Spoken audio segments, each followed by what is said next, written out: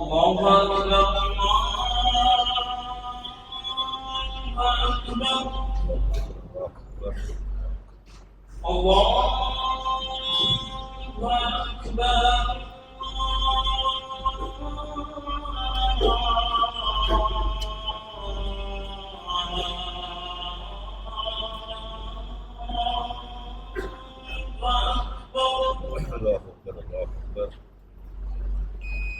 أشهد أن لا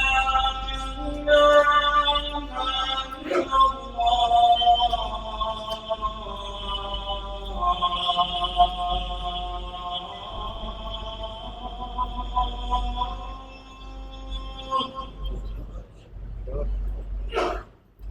أشهد أن لا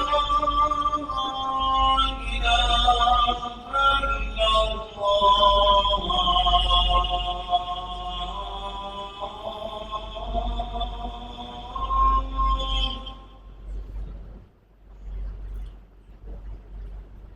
أشهد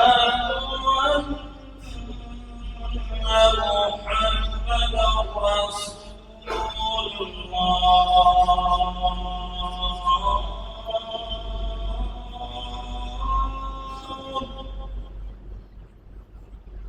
أشهد أن محمدا رسول الله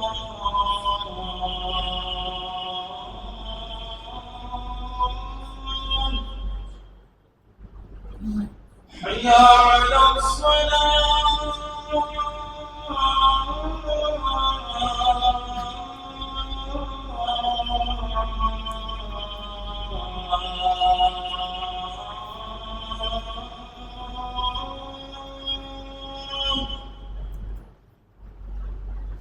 حي على الصلاة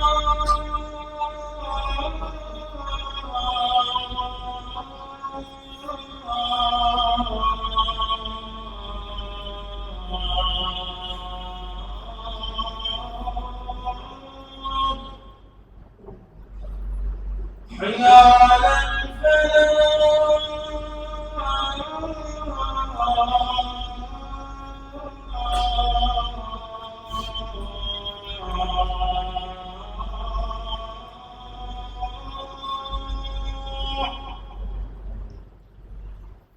حي على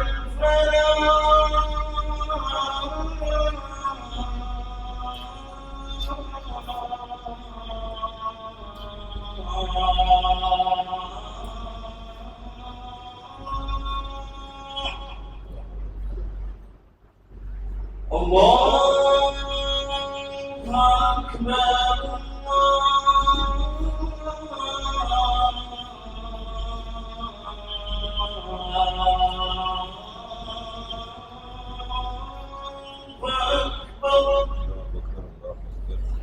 لا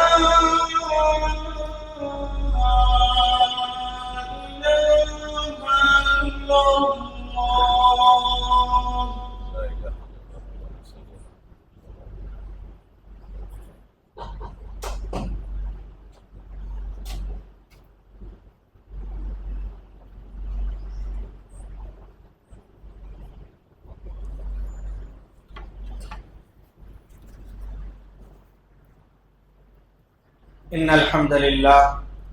نحمده ونستعينه ونستغفره ونعوذ بالله من شرور أنفسنا ومن سيئات أعمالنا من يهده الله فلا مضل له ومن يضلل فلا هادي له وأشهد أن لا إله إلا الله وحده لا شريك له وأشهد أن محمدا عبده ورسوله يا أيها الذين آمنوا اتقوا الله حق تقاته ولا تموتن إلا وأنتم مسلمون يا أيها الناس اتقوا ربكم الذي خلقكم من نفس واحدة وخلق منها زوجها وبث منهما رجالا كثيرا ونساء واتقوا الله الذي تساءلون به والأرحام إن الله كان عليكم رقيبا يا أيها الذين آمنوا اتقوا الله وقولوا قولا سديدا يصلح لكم أعمالكم ويغفر لكم ذنوبكم ومن يطع الله ورسوله فقد فاز فوزا عظيما. أما بعد فإن أصدق الحديث كتاب الله وأحسن الهدي هدي محمد صلى الله عليه وسلم وشر الأمور محدثاتها وكل محدثة بدعة وكل بدعة ضلالة وكل ضلالة في النار. أعوذ بالله من الشيطان الرجيم. بسم الله الرحمن الرحيم. والقرآن المجيد بل عجبوا أن جاءهم منذر منهم فقال الكافرون هذا شيء عجيب أإذا متنا وكنا ترابا ذلك رجع بعيد قد علمنا ما تنقص الأرض منهم وعندنا كتاب حفيظ بل كذبوا بالحق لما جاءهم فهم في أمر مريج أفلم ينظروا إلى السماء فوقهم كيف بنيناها وزيناها وما لها من فروج والأرض مددناها وألقينا فيها رواسي وأنبتنا فيها من كل زوج بهيج تبصرة وذكرى لكل عبد منيب ونزلنا من السماء ماء مباركا فأنبتنا به جنات وحب الحصيد والنخل باسقات لها طلع نضيد رزقا للعباد وأحيينا به بلدة ميتا كذلك الخروج كذبت قبلهم قوم نوح وأصحاب الرس وثمود وعاد وفرعون وإخوان لوط وأصحاب الأيكة وقوم تبع كل كذب الرسل فحق وعيد أفعينا بالخلق الأول بل هم في لبس من خلق جديد. وقال الله تعالى في مقام آخر يا أيها الذين آمنوا اتقوا الله ولتنظر نفس ما قدمت لغد واتقوا الله إن الله خبير بما تعملون. وقال النبي صلى الله عليه وسلم رب صائم ليس له من صيامه إلا الجوع ورب قائم ليس من قيامه إلا السهر رواہ ابن ماجہ وصححہ الالبانی رحمۃ اللہ علیہ. محترم دینی و ملی بھائیوں اور اسلامی خواتین، سب سے پہلے تمام قسم کی تعریف و توصیف، کبریائی و بڑائی، بزرگی و برتری، ہر قسم کی حمد و ثنا اللہ رب العالمین کے لیے لائق و سزاوار ہے جو ہم سب کا معبود و مسجود اور رب ہے.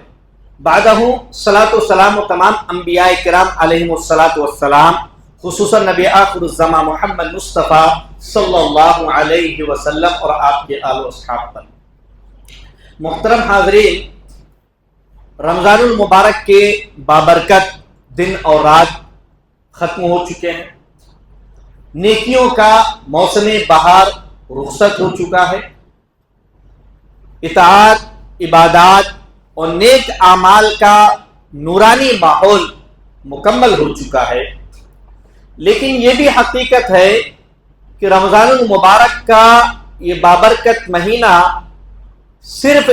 ایک مہینے کی عبادت کروانے کے لیے نہیں آیا تھا، چند دنوں کے لیے نماز اور روزے کی پابندی کروانے کے لیے نہیں آیا تھا، روایتی مسلمان بنا کر مسلمانوں کی فہرست میں نام درج کروانے کے لیے نہیں آیا تھا، بلکہ رمضان المبارک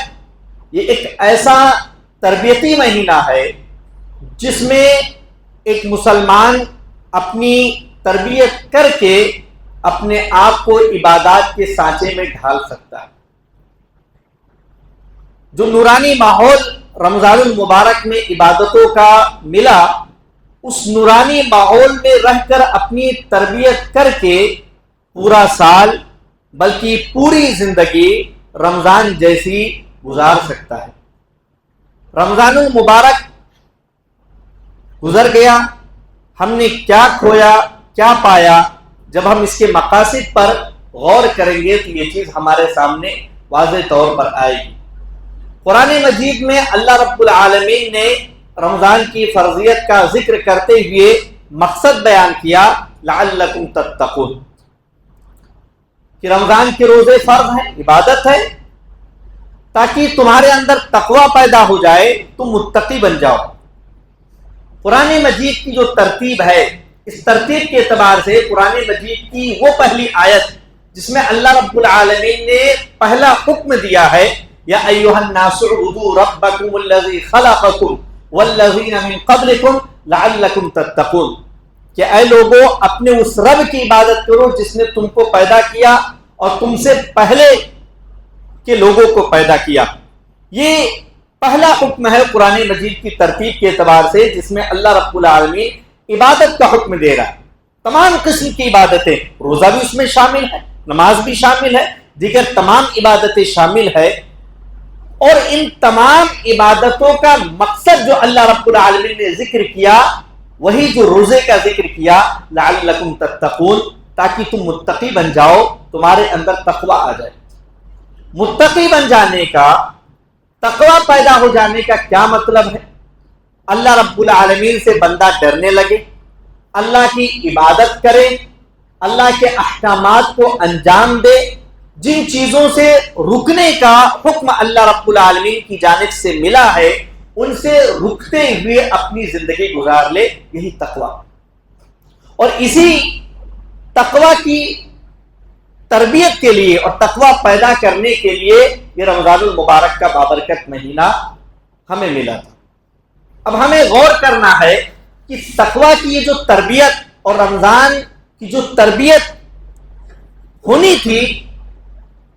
اور روزے کی بدولت، کیونکہ روزہ جو ہے جیسا کہ اللہ رب العالمین نے ذکر کیا، تقوی حاصل کرنے کا ایک انتہائی اور ایک بڑا سبب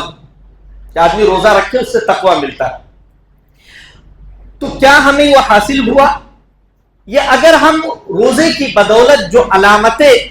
تقوی کی جو علامتیں ہمارے نفس کے اندر پیدا ہوئی ان پر ہم غور کریں تو یہ چیز ہمارے سامنے واضح ہوگی کہ رمضان المبارک میں ہم کتنی ہی حلال چیزیں، اللہ رب العالمین کے حکم سے کتنی حلال چیزیں، کھانا پینا اور دیگر چیزیں اللہ کے حکم سے ہم چھوڑ دیتے ہیں۔ کیا رمضان گزرنے کے بعد رمضان میں ہماری ایسی تربیت ہوئی کہ حلال چیزیں تو اب نہیں چھوڑنی، لیکن جو چیزیں سرے سے حرام ہے، مطلق طور پہ حرام ہے، رمضان میں بھی حرام تھی، غیر رمضان میں بھی حرام، کیا ان کو چھوڑنے کی تربیت، وہ تقوی والا پاور ہم اپنے اندر پیدا کر سکیں یا نہیں کر سکیں؟ کیا ہم ان کو چھوڑ سکیں؟ رمضان المبارک نے ہماری تربیت کی کہ ہم اپنی بہت ساری خواہشات پر کنٹرول کر لیتے تھے۔ کیا رمضان گزرنے کے بعد بھی رمضان نے ہماری ایسی تربیت کی، تقوی ہمارے اندر ایسا آ سکا کہ رمضان گزرنے کے بعد بھی ہم اپنی خواہشات پر کنٹرول کر پا رہے ہیں یا نہیں کر پا رہے؟ رمضان المبارک میں ہم اپنے ذہن و دماغ کو پاک صاف رکھنے کی بڑی کوششیں کرتے ہیں، اپنے افکار و خیالات کو پاکیزہ رکھنے کی کوشش کرتے ہیں، کہیں بدخیالی چیزیں نہ آ جائیں۔ کیا رمضان گزرنے کے بعد بھی ہماری یہ کوشش جاری ہے کہ ہم اپنے افکار و خیالات کو برائیوں سے پاک صاف رکھیں، بے حیائیوں سے پاک صاف رکھیں؟ رمضان المبارک میں ہم اطاعت کے کاموں میں، نیکیوں کے کاموں میں خوب لگے ہوئے تھے۔ کیا رمضان نے ہماری ایسی تربیت کی، تقوی نے ہمیں ایسا پاور دے دیا کہ رمضان گزرنے کے بعد بھی ہم اپنے آپ کو نیکیوں میں لگا کر رکھیں؟ رمضان المبارک میں ہم بھوکا پیاسا رہ کر ہم احساس کرتے تھے غیروں کا کہ غیر جس طریقے سے بھوکا پیاسا رہتے ہیں جبکہ ان کو میسر نہیں، ملتا نہیں ہے، فاقہ کرنے پر وہ مجبور ہیں، اس احساس و شعور کو ہم نے بیدار کیا۔ کیا رمضان بعد بھی ہمارا وہ احساس، ہمارا شعور بیدار ہے کہ ہم جان سکے کہ بھوکا پیاسا رہنے کے نتیجے میں کیا ہوتا ہے؟ ہمارے سماج اور معاشرے میں جو لوگ بھوکے پیاسے رہتے ہیں ان کی ضروریات کی تکمیل کا کیا ذریعہ ہم پیدا کر سکتے ہیں؟ اگر یہ ساری چیزیں، اس طرح کی باتیں، یہ سارے احساسات، یہ تربیتی پہلو ہم اپنے اندر پا سکے ہیں، تب تو اچھی بات ہے کہ رمضان کا جو تقوی پیدا کرنے کا مقصد تھا وہ کچھ نہ کچھ ہمارے اندر پیدا ہوا۔ اور اگر ایسا نہیں ہو سکا تو پھر نبی کریم صلی اللہ علیہ وسلم کی یہ حدیث ہمارے سامنے رہنی چاہیے کہ رب صائم لیس لہ من صیامہ الا الجوع، کہ کتنے ہی روزے دار ایسے ہیں کہ جن کے روزہ رکھنے سے ان کو صرف بھوک اور پیاس ملا، ان کو کچھ اور حاصل نہیں ہوا، وہ بھوکے رہے، وہ پیاسے رہے، ان کو کچھ اور نہیں ملا۔ وَرُبَّ قَائِمٍ لَيْسَ مِنْ قِيَامِهِ إِلَّا السَّحْرُ، اور کتنے ہی راتوں کی عبادتیں کرنے والوں کو صرف رات جگنا ہوا، انہوں نے شب بیداری کی، اس شب بیداری کا جو اجر و ثواب اور جو فائدہ، جو تربیت، جو تقوی پیدا ہونا تھا وہ ان کو حاصل نہیں ہو سکا۔ غور کرنے کی ضرورت ہے۔ رمضان المبارک نیکیوں کا موسم بہار ہوتا ہے۔ ہم میں سے ہر کوئی خوب تر نیکیاں کرنے کی کوشش کرتا ہے،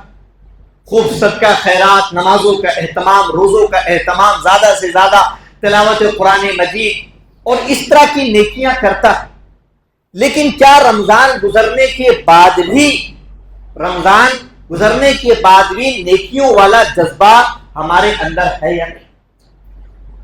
کیا وہ ختم ہو گیا؟ کیا وہ مکمل ہو گیا؟ اس پر محاسبہ کرنے کی ضرورت ہے۔ ہر شخص کو اپنا غور کرے کہ رمضان میں اس کی حالت کیا تھی اور رمضان بعد اس کی حالت کیا ہو گئی۔ امام ابن تیمیہ رحمۃ اللہ علیہ کہتے ہیں کہ رمضان میں کی گئی عبادتوں کی قبولیت کی ایک بڑی علامت دیکھنا ہو کہ کس کی عبادتیں قبول ہوئی تو رمضان کے بعد کے اس کے حالات دیکھو۔ اگر رمضان بعد بھی اس کی حالت ویسی ہی ہے جیسے رمضان میں وہ نیکیوں والی حالت میں تھا، تب تو یہ امید ہے کہ اس کی عبادتیں قبول ہوئی۔ لیکن اگر رمضان گزرنے کے بعد یک لخت وہ بدل گیا، نیکیوں والی زندگی سے نکل کر گناہوں والی زندگی میں پہنچ گیا، یہ حالات اگر اس کے ہو گئے تو پھر خطرہ ہے اس بات کا کہ رمضان میں اس کی گئی نیکیاں اللہ رب العالمین کی بارگاہ میں قبول نہ ہوئی۔ اسی وجہ سے ہم پڑھتے ہیں، سنتے ہیں کہ سلف صالحین رحمت اللہ علیہم اجمعین رمضان کے 6 مہینے پہلے رمضان ملنے کی دعائیں کرتے تھے اور رمضان گزرنے کے بعد 6 مہینے رمضان المبارک میں کی گئی عبادتوں کی قبولیت کی دعا کرتے تھے۔ قرآن مجید کی کتنی ہی آیتوں میں اللہ رب العالمین نے اس طرز عمل کا ذکر کیا ہے کہ آدمی بڑی بڑی عبادتیں انجام دینے کے بعد بھی اپنی کی گئی عبادتوں پر فخر، گھمنڈ، تکبر اور عجب کا شکار نہ ہو کہ میں نے تو ایسا کر دیا، میں نے اتنی بار قرآن مجید مکمل کیا، میں نے اتنی تراویح پڑھی، میں نے اتنا کیا، ایسا نہ ہو۔ آپ دیکھیے ابراہیم اور اسماعیل علیہم السلام 2 جلیل القدر انبیاء خانہ کعبہ کی تعمیر کر رہے ہیں، معمولی چیز نہیں، بیت اللہ خانہ کعبہ کی تعمیر کر رہے ہیں اور اس تعمیر کرتے ہوئے اللہ رب العالمین سے دعا کر رہے ہیں کہ ربنا تقبل منا، کہ اللہ رب العالمین ہمارے اس عمل کو قبول فرما۔ کتنی بڑی عبادت، لیکن وہ کرنے کے بعد اللہ رب العالمین سے دعا کر رہے ہیں۔ تو عبادتوں کے کرنے کے بعد ایک مومن کا جو طرز عمل ہونا چاہیے کہ وہ اس بات سے ڈرے اللہ یقبل منہ، کہ اس سے عبادتیں قبول کی جائیں گی یا نہیں قبول کی جائیں گی، یہ مومن کا طرز عمل ہوتا ہے۔ تو رمضان نیکیوں کا موسم بہار تھا، گزر گیا، اب رمضان کے بعد ہماری کیا کیفیت ہے، کیا حالت ہے، اس پر محاسبہ کرنے کی ضرورت ہے۔ رمضان المبارک میں ہماری بڑی کوشش رہتی ہے کہ ہماری زبان سے کوئی غلط لفظ نہ نکل جائے، کوئی گالی، کوئی بری بات، کوئی چغلی، غیبت، بہتان تراشی، کوئی اس طرح کی چیز زبان سے نہ نکل جائے۔ رمضان گزرنے کے بعد کیا ہماری یہ کوشش برقرار ہے کہ رمضان گزرنے کے بعد ہماری زبان سے کچھ جھوٹ نہ نکلے، کچھ بےہودہ بات نہ نکلے، کچھ گالی نہ نکلے، کچھ بد کلامی نہ نکلے؟ اگر ایسی تربیت ہم اپنی کر سکے، رمضان سے ہم اپنے آپ کو اس سانچے میں ڈال سکے، تب تو ٹھیک، ورنہ ہمیں نبی کریم صلی اللہ علیہ وسلم کی حدیث یاد رکھنی چاہیے، من لم یدع قول الزور والعمل به فلیس للہ حاجۃ فی ان یدع طعامہ وشرابہ، کہ جو شخص بےہودہ بات اور بےہودہ عمل کو نہیں چھوڑتا، جس نے نہیں چھوڑا تو اللہ رب العالمین کو ضرورت نہیں کہ وہ اپنا کھانا پینا چھوڑ دے۔ روزہ رکھ رہا ہے، کھانا پینا چھوڑ رہا ہے، لیکن جھوٹی باتیں نہیں چھوڑ رہا، جھوٹا عمل، غلط عمل نہیں چھوڑ رہا، تو اللہ رب العالمین کو ایسے کھانے پینے کی چھوڑنے کی بھی ضرورت نہیں ہے کہ بندہ اپنا کھانا پینا چھوڑ دے جب وہ اپنی زبان کی حفاظت نہیں کر رہا، اپنی زبان کو بد کلامی اور برائیوں سے نہیں بچا رہا۔ اسی طریقے سے رمضان میں ہماری بڑی کوشش رہی گناہوں سے دوری کی، ہر قسم کے گناہوں سے دوری کی ہم نے کوشش کی، بلکہ جو چیزیں عام حالات میں ہمارے لیے حلال ہوتی ہیں، اللہ رب العالمین کے حکم سے ان چیزوں کو بھی ہم نے اپنے اوپر حرام کر لیا تھا، کھانے پینے اور دیگر چیزیں، وہ ساری چیزیں ہم نے اپنے اوپر اللہ رب العالمین کے حکم سے حرام کر لیا تھا۔ تو جو چیزیں سرے سے حرام ہیں، کلی طور پر حرام ہے، کیا رمضان گزرنے کے بعد ہم اپنے آپ کو ان حرام کردہ اللہ رب العالمین کی طرف سے حرام کی گئی چیزوں سے اپنے آپ کو بچا رہے ہیں؟ گناہوں سے، برائیوں سے، بدعمالیوں سے، جھوٹ سے، کبیرہ گناہ سے، صغیرہ گناہ سے، کیا ایسی تمام چیزوں سے ہم اپنے آپ کو بچا رہے ہیں یا نہیں بچا رہے ہیں جو سرے سے حرام؟ یہ دیکھنے کی ضرورت ہے، اپنا محاسبہ کرنے کی ضرورت ہے۔ رمضان المبارک کے تربیتی پہلو کا ایک پہلو یہ بھی ہے کہ رمضان المبارک نے ہمیں سکھایا کہ چیزوں کے موجود رہتے ہوئے ہم اپنی خواہشات پر کیسے کنٹرول کر سکتے ہیں، کیسے اپنے آپ کو روک سکتے ہیں۔ تو کیا رمضان المبارک کے گزرنے کے بعد ہم اپنی خواہشات پر کنٹرول کرنے والی تربیت حاصل کر سکے، کنٹرول کرنے والا جذبہ ہم اپنے اندر پیدا کر سکے یا نہیں کر سکے؟ رمضان المبارک جو ہمیں صبر سکھاتا ہے، برداشت سکھاتا ہے، تحمل اور بردباری سکھاتا ہے، کیا ہم اپنے اندر صبر کا وہ مادہ پیدا کر سکے کہ آپسی اختلافات میں صبر و تحمل کا مظاہرہ کر سکے، آپسی جھگڑوں کے اندر انانیت کے شکار نہ ہو جائے، مجھ سے بڑا کوئی نہیں، اس کے شکار تو نہیں ہو گئے ہم؟ صبر و تحمل ہم نے اپنے اندر پیدا کیا یا نہیں پیدا کیا؟ انانیت کو ترک کیا یا نہیں کیا؟ اپنے آپ کو خاکسار متواضع بنانے کی ہم نے کوشش کی یا نہیں کوشش کی؟ یہ تربیتی پہلو، یہ تعلیم رمضان المبارک کا ہم اپنے اندر لا سکے ہیں یا نہیں لا سکے ہیں، اس کا محاسبہ کرنے کی ضرورت ہے، اس پر غور کرنے کی ضرورت ہے۔ رمضان المبارک ہمیں ہمدردی اور غمخواری سکھاتا ہے کہ ہم رمضان میں ایک دوسرے کے ہمدرد ہوتے ہیں، غمخوار ہوتے ہیں، اپنے رشتہ داروں کے، اپنے پاس پڑوس والوں کے، اپنے ضرورت مند بھائیوں کی خبرگیری کرتے ہیں، ان کی ضرورتیں پوری کرنے کی کوشش کرتے ہیں رمضان المبارک میں۔ کیا یہ ہمدردی، کیا یہ غمخواری صرف رمضان کے لیے ہم نے خاص کر رکھا تھا؟ کیا رمضان گزرنے کے بعد تربیت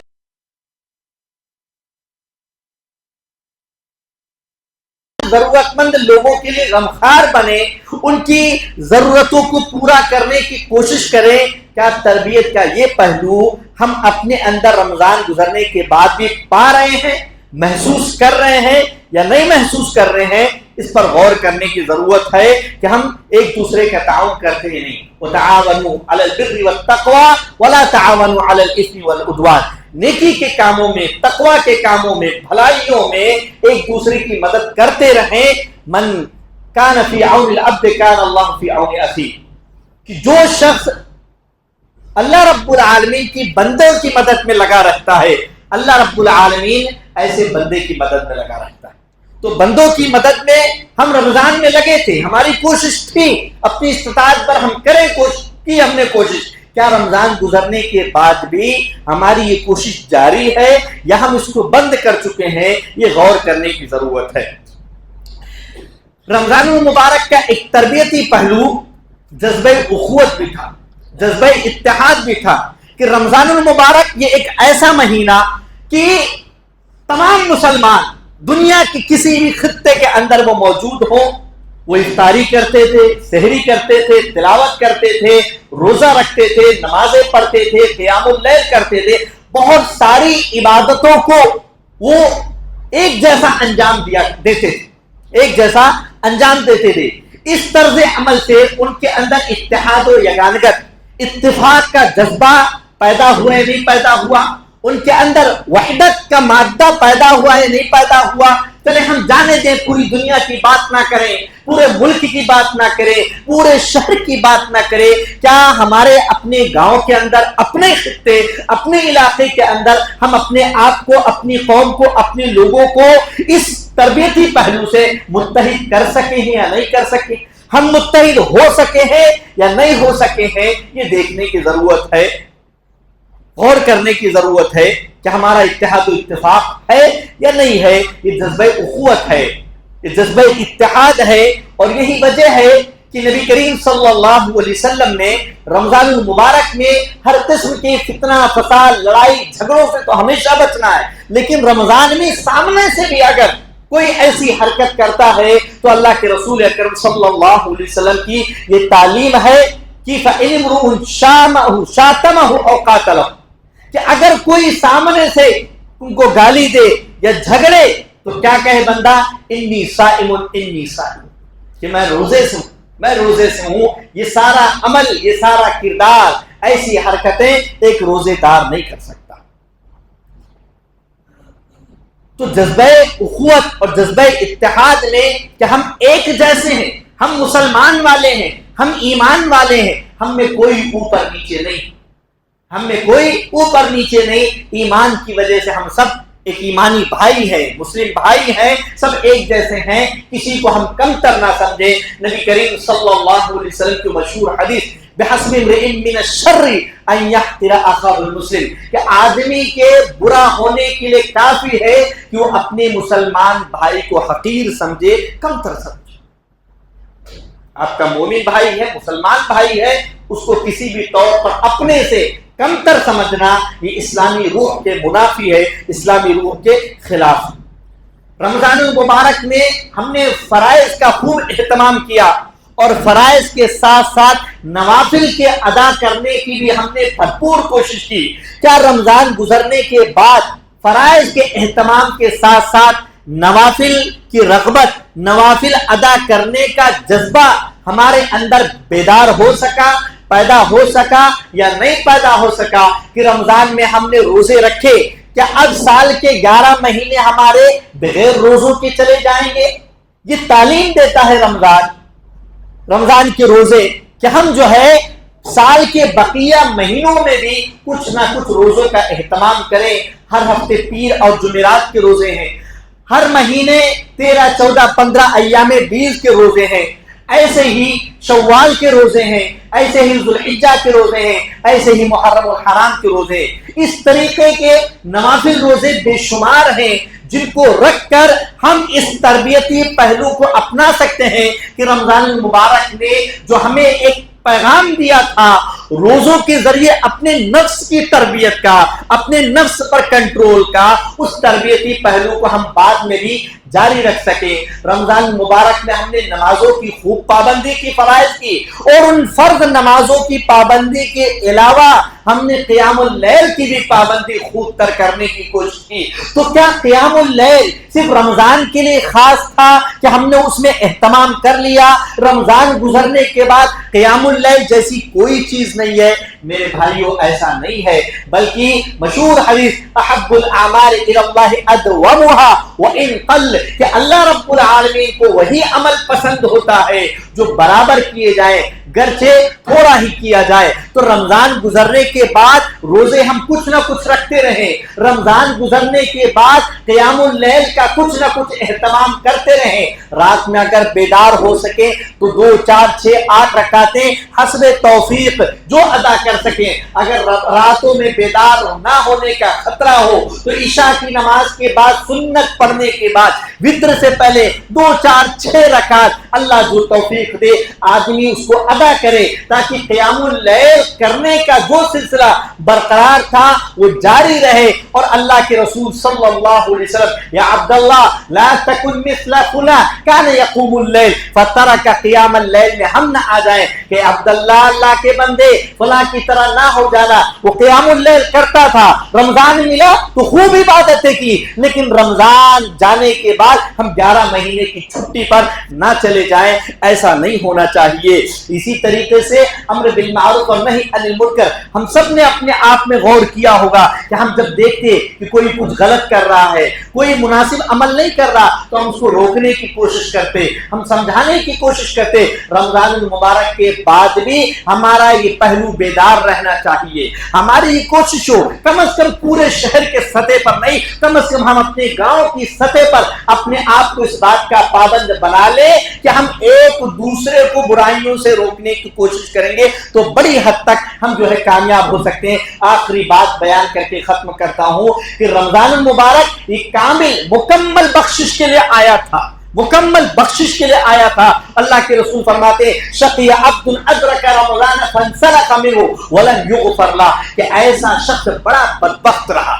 بہت ہی ناکام و ناکام رہا کہ اسے رمضان ملا، رمضان المبارک کا مہینہ میسر آیا اور رمضان گزر بھی گیا، لیکن وہ نیک اعمال کر کے اپنے آپ کو اللہ رب العالمین سے معاف نہ کروا سکا، اپنی بخشش نہ کروا سکا۔ اللہ سے توبہ کی توفیق مانگنی چاہیے، جو گزرا گزرا، اب ہماری کوشش ہے کہ اللہ نے ابھی بھی اگر زندگی دی ہے تو ہم توبہ سے نئی زندگی کا آغاز کریں، اپنے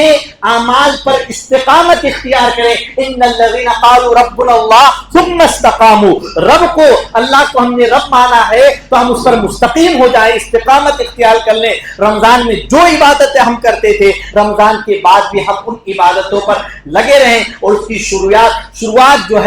اول دن سے ہی ہونی چاہیے، شوال کے روزوں سے ہونی چاہیے، اور شوال کے روزوں کے تعلق سے اس بات کا اہتمام کہ رمضان میں اگر ہمارے یا کسی کے روزے کسی وجہ سے چھوٹ گئے، پہلے ان روزوں کو مکمل کریں، پھر شوال کے نفلی روزے رکھیں۔ اللہ رب العالمین سے دعا ہو کہ ہم تمام لوگوں کو استقامت اختیار کرنے کی توفیق عطا فرمائے، آمین۔ تقبل یا رب العالمین، وآخر دعوانا الحمدللہ رب العالمین۔